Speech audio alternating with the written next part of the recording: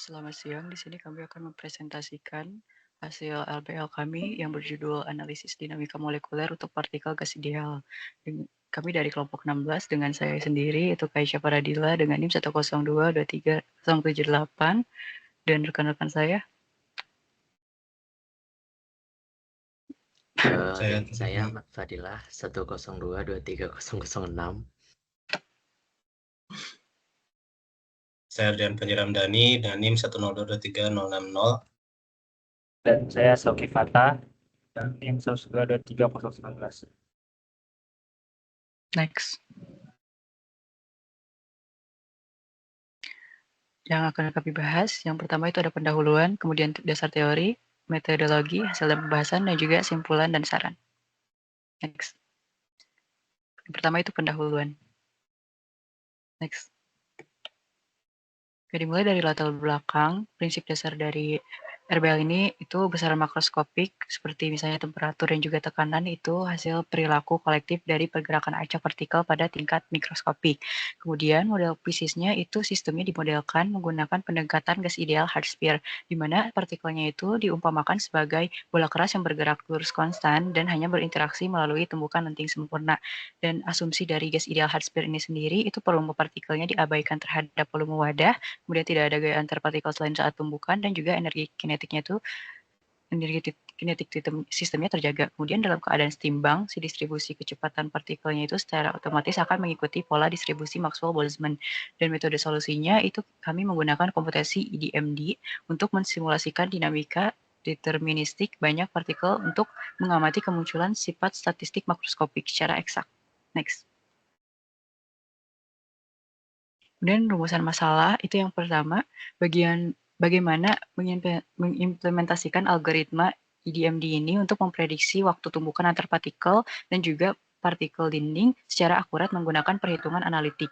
Kemudian yang kedua itu apakah data gerakan partikel hasil simulasi dinamika deterministik ini dapat membentuk pola statistik yang sesuai dengan distribusi Maxwell-Boltzmann. Yang ketiga itu seberapa besar tingkat akurasi seluruh efektif dan juga kecepatan karakteristik hasil simulasi dibandingkan model teoritis. Next. Dan tujuan yang pertama itu menentukan algoritma simulasi gerakan gas ideal dalam kotak 3 dimensi yang paling stabil dan akurat menggunakan metode EDMD. Yang kedua itu menentukan kemunculan distribusi Maxwell-Boltzmann melalui pengolahan data gerakan mikroskopik partikel hasil simulasi. Dan yang terakhir itu menentukan tingkat keakuratan metode numerik dengan membandingkan besaran kecepatan karakteristik empirisnya terhadap nilai teoritis melalui analisis Gallup dan juga koefisien determinasinya. Next.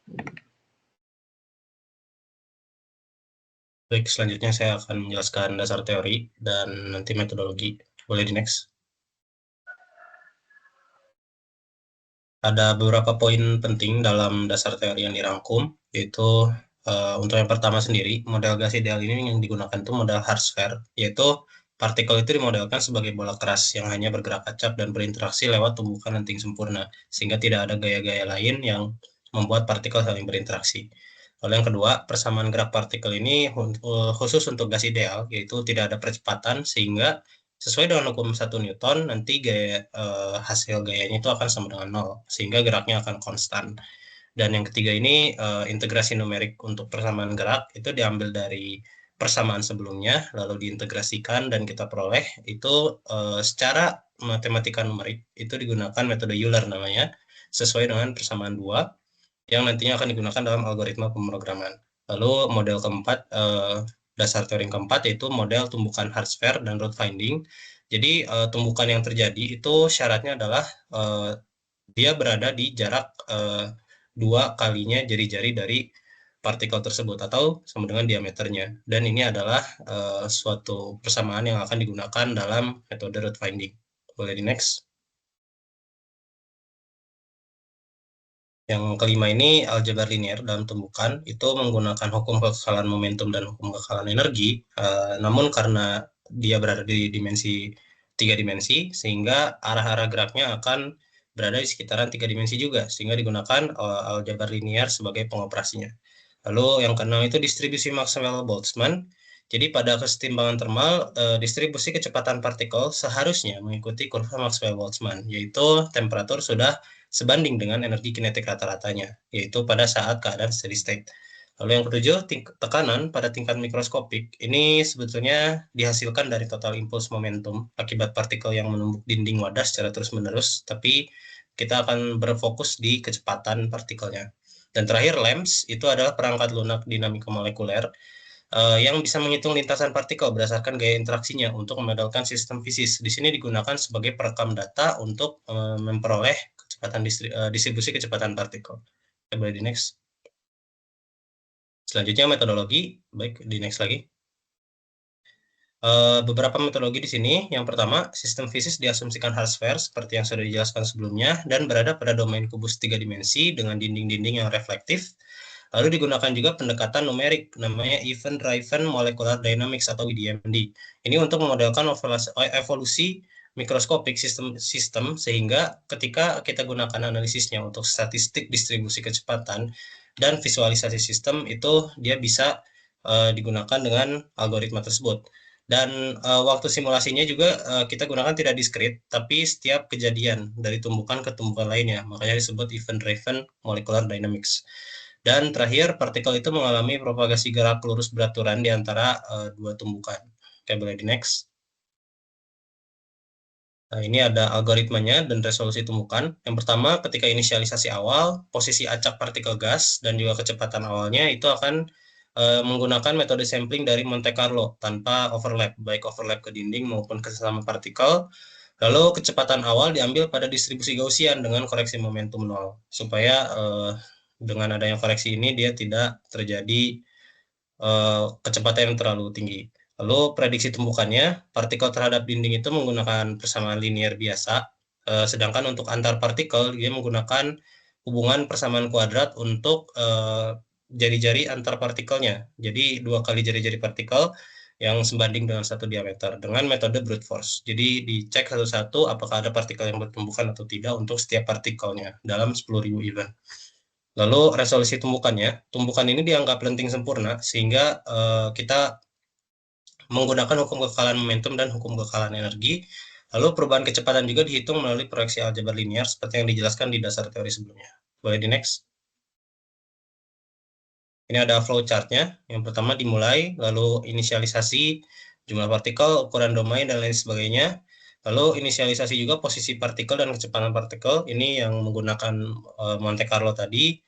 Lalu waktu simulasinya, event counternya, lalu mulai proses untuk prediksi waktu tumbukan partikel dinding atau tumbukan antar partikelnya. Lalu dibandingkan semua tumbukan partikelnya, lalu diambil waktu paling minimum, lalu dilakukan iterasi terus-menerus, sampai perbarui posisi, sampai jumlah tumbukan atau jumlah eventnya itu sesuai dengan yang kita input di awal. Dan outputnya nanti akan ada waktu komputasi dan juga ada data posisi kecepatannya juga. Boleh next.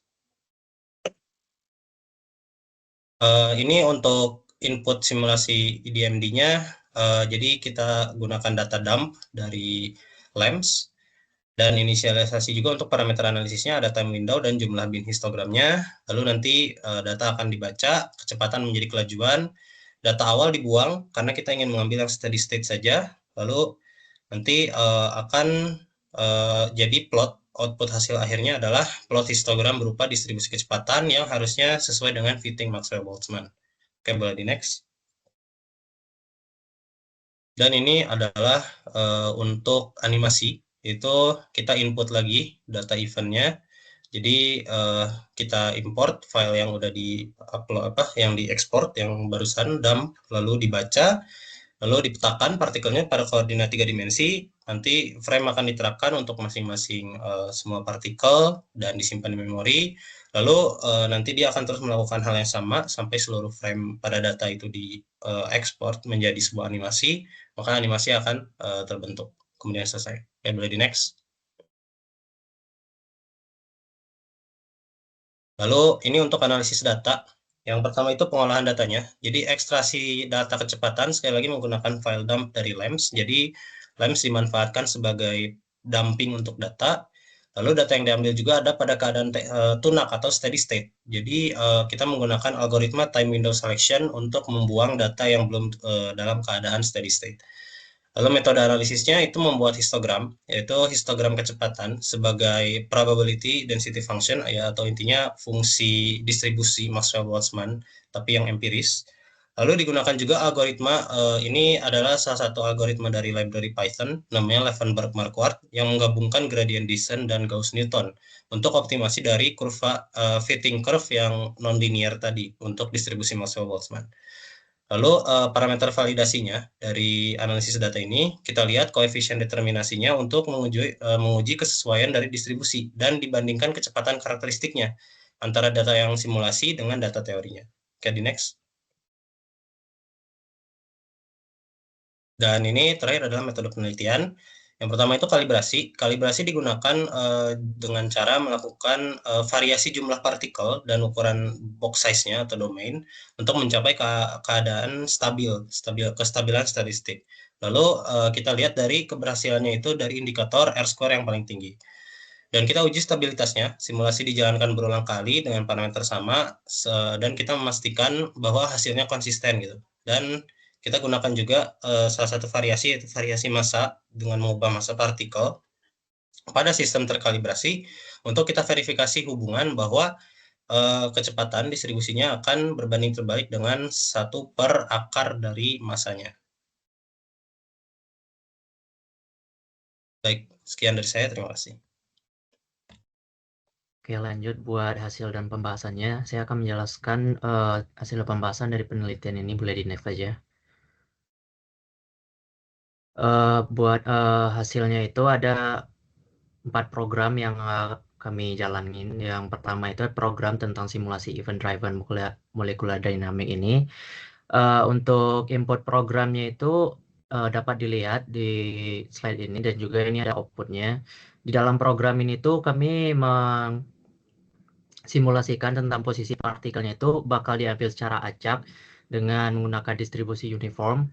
Kemudian juga kecepatan awal dari partikelnya itu bakal diambil dari distribusi Gaussian. Dan di mana nanti dia akan menghasilkan data dengan kecepatannya itu 100 sampai dengan 1000 tumbukan yang bakal disimpan.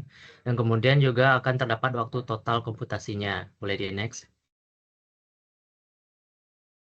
Dan ini untuk program kedua, di mana ini adalah tentang statik dan fitting distribusi Maxwell-Boltzmann. Ini adalah inputnya dan outputnya. Dalam program ini tuh kami mengambil datanya itu ketika dia itu setimbang dan dengan membuang bagian awalnya. Dan kami juga menerapkan 50 rentang histogram dalam program ini. Dan kemudian program ini tuh menghasilkan data dan model yang dapat dilihat pada gambar 9 ini. Boleh di next. Untuk program selanjutnya itu tentang visualisasi dinamika partikel dalam ruang 3 dimensi. Ini input dan outputnya dapat dilihat di slide ini. Di dalam program ini tuh kami memposisikan bahwa partikelnya itu tersebar rata sesuai dengan syarat batasnya.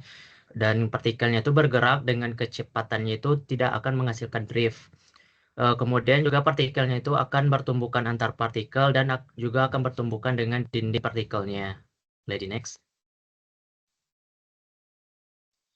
Agar mendapatkan data-data yang seperti tadi itu, kami melakukan proses awalnya yang itu kalibrasi dengan menggunakan parameter numerik hingga sistemnya itu setimbang.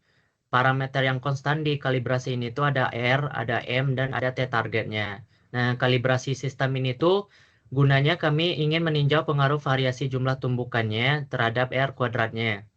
Di dalam parameter variasi ini, kami memvariasikan ada 4 variasi ya, boleh di next aja.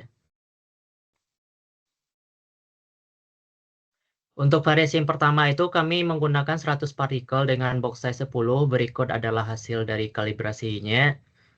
Ada 4 gambar histogramnya, boleh di next aja. Ini untuk variasi yang kedua, itu menggunakan 200 partikel pada box size-nya itu 10. Berikut adalah hasil tampilannya. Next. Untuk variasi ketiga itu kami menggunakan 100 partikel pada box size-nya itu 5. Ya, ini juga hasilnya terdapat 4 hasil histogram juga. Boleh di next saja. Dan untuk variasi yang terakhir, kami menggunakan 200 partikel pada box size yang kelima. Dan ini bentuk hasil dari variasi yang keempat. Juga terdapat beberapa histogram yang lebih kurang bakal sama dengan variasi 1 dan 4, dan boleh di next saja. Oke, mungkin selanjutnya membahas terkait analisisnya. Pertama itu analisisnya pengaruh banyak tumbukan terhadap nilai R-square. Bisa dilihat dari grafik ini, kalau semakin banyak tumbukan, maka R-square sendiri akan semakin meningkat. Hal ini dikarenakan banyak tumbukan itu akan meredistribusi energi kinetik antar partikel. Terus juga pengaruh daripada banyak partikel itu memperhalus distribusinya. Terus kalau pengaruh dari box size-nya itu berbanding terbalik. Karena box size-nya itu semakin kecil, maka densitas yang ada di sistemnya itu semakin besar, sehingga mempengaruhi frekuensi tumbukan antar partikel. Lalu ada analisis pengaruh banyak tumbukan terhadap waktu total komputasi. Bisa dilihat di grafik ini, semakin banyak tumbukan, maka waktu total komputasinya itu semakin besar. Nah, lalu pengaruhnya itu karena dari program IDMD-nya terkait proses prediksi eventnya. Terus jumlah partikelnya juga mempengaruhi prediksi waktunya, karena tadi kan dari satu teori dijelaskan bahwa memprediksi tumbukan antar partikel itu membutuhkan skala order 2. Selanjutnya kita melakukan uji stabilitas sistemnya. Setelah kita mendapatkan nilai square terbesar, yaitu dari sistem dengan box size 5 dan n event 10.000. Kita melakukan 3 kali pengukuran untuk 100 partikel dan 100 partikel. Berikut hasil dari 100 partikel. Bisa dilihat walaupun kita melakukan parameter yang sama, tetapi hasilnya menunjukkan hasil yang berbeda. Begitu juga ketika melakukan di 200 partikel. Berikut ringkasan datanya dan analisisnya. Perbedaannya itu membuktikan bahwasannya program kita terkait posisi dan kecepatan inisiasi di program itu memakai program random. Untuk posisi itu untuk menggunakan Monte Carlo, sedangkan kecepatan itu menggunakan distribusi normal. Dari kedua parameter tersebut, yang membedakan itu dari waktu komputasinya. Kalau yang dari 100 partikel cenderung lebih cepat, sedangkan 200 partikel membutuhkan waktu yang lebih lama, 10 kali lipatnya, hampir 10 kali. Setelah mendapatkan analisis terkait uji stabilitasnya, kita mengambil sistem terkalibrasi dengan 100 partikel yang karena waktu total komputasinya itu lebih singkat untuk menganalisis pengaruh variasi massa partikel terhadap sistem terkalibrasi. Berikut hasilnya. Yang A itu ketika massa 0,25, yang B itu ketika massanya 0,5, dan C itu 1, D itu 2, dan E itu 4. Bisa dilihat dari kurvanya, makin besar massanya itu, maka kurvanya itu akan bergeser ke arah kiri dari rentangnya. Kalau di sini kan yang A itu 30 paling ujung, dan yang B itu 20, yang C itu 15, yang D itu 10, dan yang E itu 8. Berarti bergeser ke kiri. Nah, selain itu terdapat juga analisis terkait R-square dan performa komputasinya. Bisa dilihat R-square-nya itu macam-macam untuk setiap massa, dan paling besar itu di 1 karena kita mengkalibrasinya itu di massa dengan sama dengan 1. Sedangkan ketika massanya rendah itu penyebabnya itu karena sensitivitas statistik terhadap fluktuasi kecepatan pada massa kecil, serta karena yang untuk massa yang besar itu berkurangnya rentang kecepatan pada massa besar. Terus untuk waktu komputasinya sendiri relatif sama di order 100 detik. Karena pada program IDMD sendiri massa partikel itu hanya berperan sebagai parameter yang mempengaruhi skala kecepatan, tetapi tidak mempengaruhi algoritma prediksi tumbukan. Selanjutnya, analisisnya terkait kecepatan karakteristik. Bisa dilihat trennya untuk kedua kecepatan, baik model maupun data, itu menunjukkan tren konsisten dengan teori, yaitu kecepatan karakteristiknya itu berbanding terbalik dengan besar massa partikel pada suhu efektif yang tetap. Sedangkan perbedaannya itu bisa dilihat perbedaannya itu disebabkan karena faktor fitting.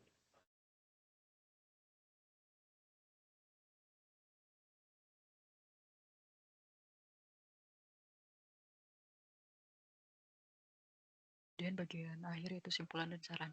Next.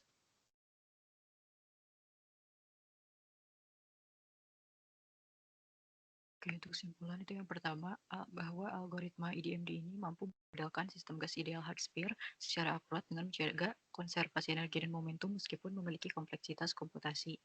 Kemudian yang kedua itu simulasi menunjukkan kemunculan distribusi Maxwell-Boltzmann dengan nilai koefisien determinasinya itu 0,97 pada sistem terkalibrasi yang menandakan bahwa sistem itu telah mencapai kesetimbangan termal yang stabil. Dan yang ketiga, itu metode numeriknya menunjukkan akurasi yang tinggi dengan galat relatif kecepatan karakteristiknya itu di bawah 3,2%, serta memperlihatkan hubungan teoritis kecepatan itu berbanding terbalik dengan 1/akar dari massa yang menegaskan konsistensi bisnis model. Next.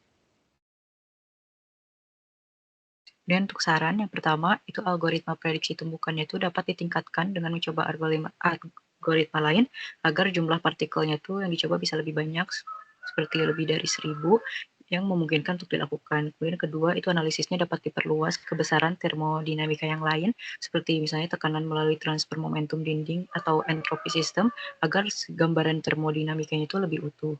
Dan ketiga, itu model Hard-Sphere-nya itu dapat diganti dengan model lain, misalnya potensial Reynolds-Jones atau TDMD untuk mengkaji sifat gas yang nyata. Next. Oke, terima kasih.